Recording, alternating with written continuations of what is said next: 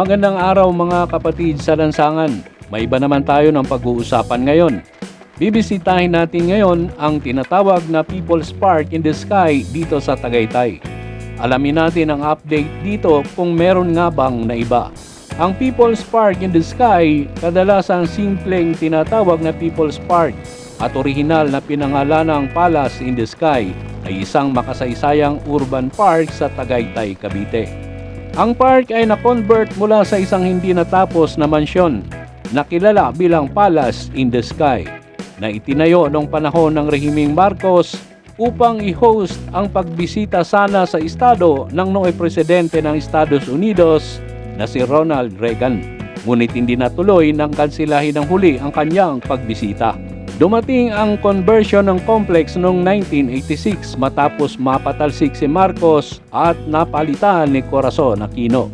Napanatili pang buo ang hindi kompletong scaffolding ng mansyon. Nasa loob din ng park ang Shrine of Our Lady, Mother of Fair Love at isang Doppler weather radar station na pinanatili ng Philippine Atmospheric, Geophysical and Astronomical Services Administration o PAGASA.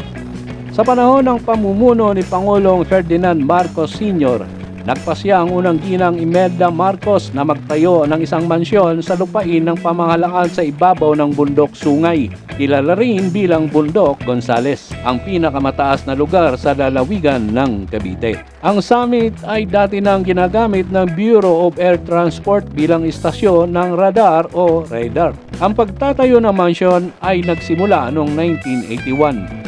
Ang taas ng summit na orihinal na 752 meters o 2,467 feet ay mahirap gawin at ang mga kalsada ay espesyal na ginawa upang maabot ang mga supply sa tuktok na pinatag sa taas na 709 meters o 2,326 feet.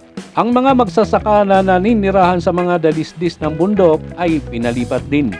Binilisan ang pagtatayo ng mansyon nang ipinahayag ni US President Ronald Reagan ang kanyang intensyon na bumisita sa Pilipinas noong November 1983. Naiulat na plano ng Administrasyong Marcos na i-accommodate si Reagan sa mansyon. Ngunit nahinto ang pagtatayo matapos kansilahin ng White House ang biyahe. Kasunod ng pagpapatalsik kay Marcos sa People Power Revolution noong February 1986, inilarawan ng mga kritiko ang hindi natapos na mansyon bilang simbolo ng mga pagmamalabis ng kanyang rehimen. Matatagpuan din dito ang Shrine of Our Lady, Mother of Fair Love sa loob ng park. Ang dambana ay binasbasa noong December 15, 1974 sa pagkakabit ng imahen ng Mahal na Bereng Maria at Batang Jesus ni Hernan D. Reyes na tinulungan ng 4 na high school students at 2 manggagawa. Sa panahon ng pagtatayo ng complex noong 1981, hindi nagawang pasabugin di umano ng mga manggagawa ang isang malaking bato na naglalaman ng imahe ng Mahal na Bereng Maria na may ilang mga pagpasabog na ginawa sa pamamagitan ng dinamita. Ang bato ay naiiwang buo pagkatapos ng pagkatuklas ng imahe. Yan po ang maikling kwento ng lugar na ito na tinatawag na People's Park in the Sky. Halika mga kaibigan at samahan niyo ako at ating bisitahin muli ang lugar na ito na pinakamataas sa Tagaytay, Cavite.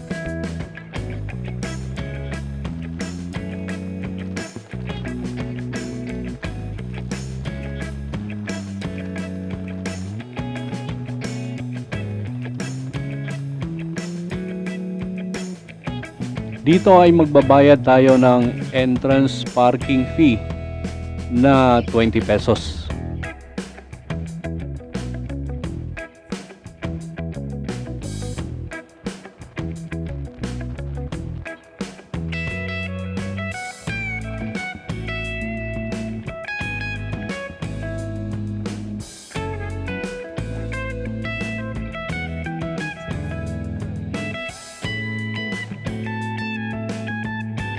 Hindi nga pala pwede sa itaas ang mga sasakyan o kaya ay mga motorsiklo. Doon lang tayo sa may parking sa bandang ibaba. Hanggang gate lang ang mga sasakyan at maglalakad ka na papunta sa itaas. Meron din namang mga jeep kung gusto mong sumakay papunta doon sa pinaka itaas. Pero may bayad ito. Pero kung gusto mo ring maglakad, wala namang problema kasi hindi naman ito kalayuan. May mga nakahilera ding mga kainan o mga restaurant dito o mga coffee shop. Dito lang din sa parking area. Kaya kung gusto mong kumain, may makakainan dito. Walang problema kahit wala kang baong pagkain. Ayan, inumpisahan na nating umakyat at nandito tayo halos sa kalagitnaan mula doon sa ating pinagparkingan hanggang doon sa pinakamataas na parte ng Sky Palace.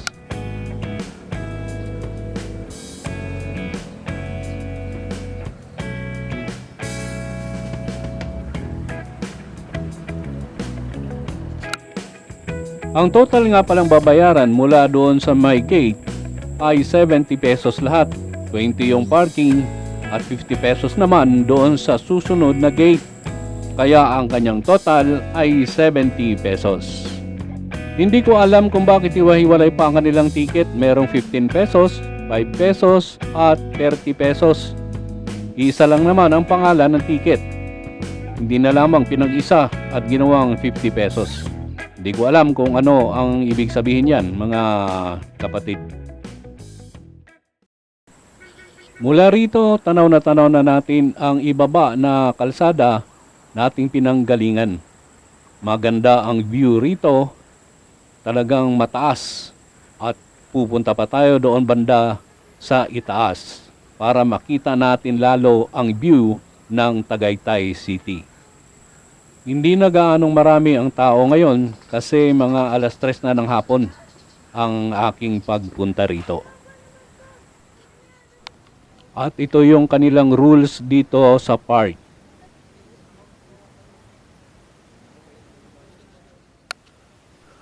Noong 2017, meron pang mga kubo rito at mga garden at may parang maliit na stage.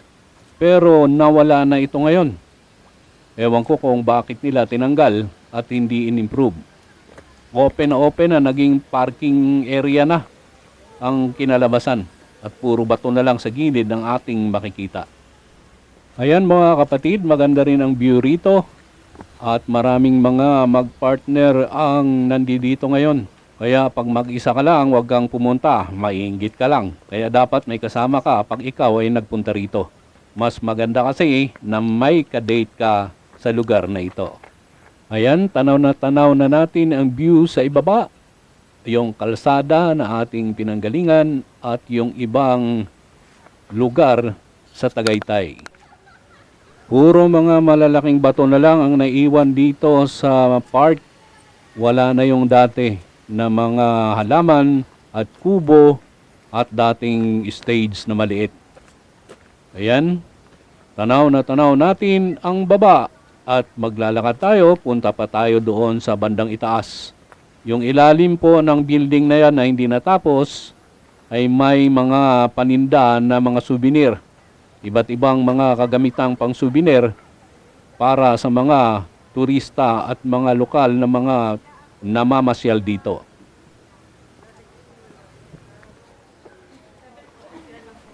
Ayan ang kanilang CR, may bayad din pag magsi-CR ka. Hindi ko alam kung magkano na ngayon ang bayad dyan. Pero mas maganda na yan kasi malinis naman. Ayan yung mga souvenir. At iba't ibang mga paninda. Meron ding mga pagkain sa bandang itaas na mga bulaluan. Ayan, may mga scaffolding pa na hindi natanggal. Hindi kasi natapos ang building na ito ayon sa istorya ng Sky Palace na ito. Ayan, iba't ibang bag, mga damit, o kaya mga sandals. Ayan, ang ganda ng view rito, mga kapatid. Kitang-kita natin yung mga condominium sa bandang ibaba ng Tagaytay City. At ang lake sa bandang kanan ay tanaw rin natin. Maganda kasi ang panahon ngayon, walang gaanong ulap. at kitang-kita natin ang kagandahan ng Tagaytay City. Tiyempong-tiyempo ang ating pagpunta dahil hindi maulan at hindi rin maulap. Kaya magsasawa tayo sa magandang view rito sa Sky Palace o People's Park in the Sky kung tawagin. Ayan, marami pang mga paninda rito, iba't ibang mga klaseng gamit. Dati kasi walang nagtitinda rito pero ngayon meron na. Mas maganda ito dahil meron ka ng mabiling mga souvenir kung ikaw ay papasyal dito. Dati kasi blanco ito mga kapatid. Akyat pa tayo banda roon sa itaas. Tingnan natin kung ano ang ating makikita banda roon.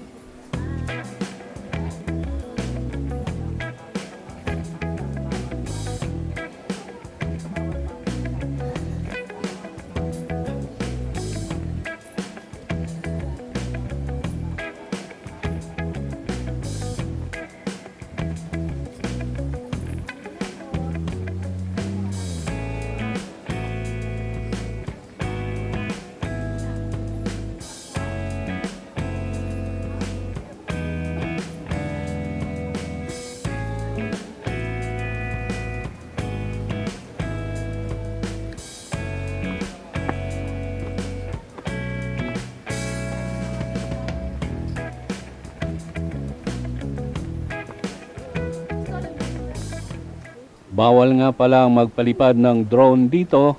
Meron silang karatula dyan na nagbabawal. Nandito rin ang mga iba't ibang sticker ng mga riders na nakapunta rito. Ayan, nakadikit dito sa may maliit na tangke.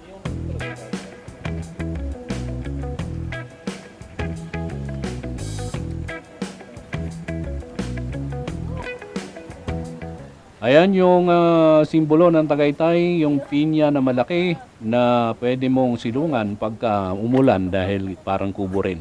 Ayan, nandyan din yung kanilang, ano ba ang tawag dito, yung maghuhulog ka ng coins na magwi-wish ka sa balon. Ayan, maraming coins dyan sa ibaba pagka dumungaw ka.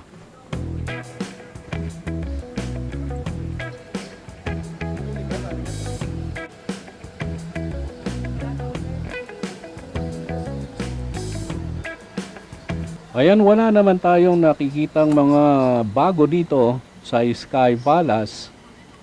Bagkos nabawasan pa nga din nawala yung garden doon sa bandang likod. Naging kalbo o naging parang park na lang. Ayun, akyat tayo dito sa banda sa may itaas, may second floor nito. Doon naman tayo magmamasid-masid kung ano nga ba ang pagbabago sa loob ng palace na ito.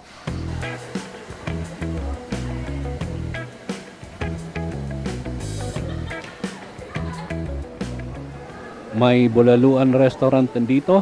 Yan, may mga kumakain. Siguro masarap yung kanilang bulalo dyan. Dahil sa Tagaytay ay sikat naman ang bulalo. Ayun, marami-rami ring mga tao rito. Meron pang telescope kung gusto mong umarkila para makita mo ng malapitan yung mga nasa view dito sa Tagaytay. Ayan, napakaganda rito. Tanaw na tanaw talaga natin ang lake ng Taal o ang Bulkang Taal at ang Tagaytay City. Ayan, napakaganda ng view rito. Ito lang talaga ang makikita mo rito sa People's Park in the Sky.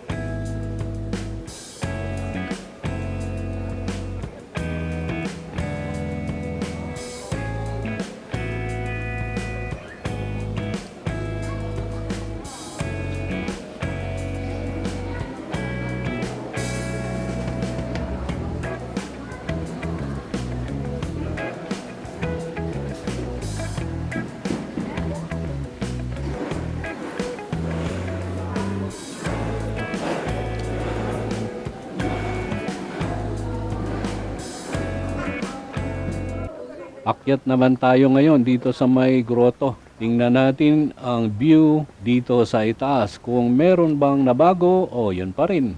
Ayan, mahirap umakyat din dito dahil ang kanyang steps ay maliliit lang. At yung kanyang railing ay pwedeng mahulog yung bata pagka medyo malikot. Kaya mag-ingat kayo pag kayo ay pupunta rito na may mga kasamang mga maliliit na bata at malilikot. Baka mahulog ito sa railing. Ayan. Ayan, akyat na tayo at iyon may nag-date na dalawang partner. Ayun, yun pa rin ang mga upuan, hindi rin nabago ang railing, ang grotto ay nandoon pa rin. Ayan yung bandang ibaba, napakaganda. Inayos na nila ang kanilang signage, dati kasi nasira yan sa bagyo.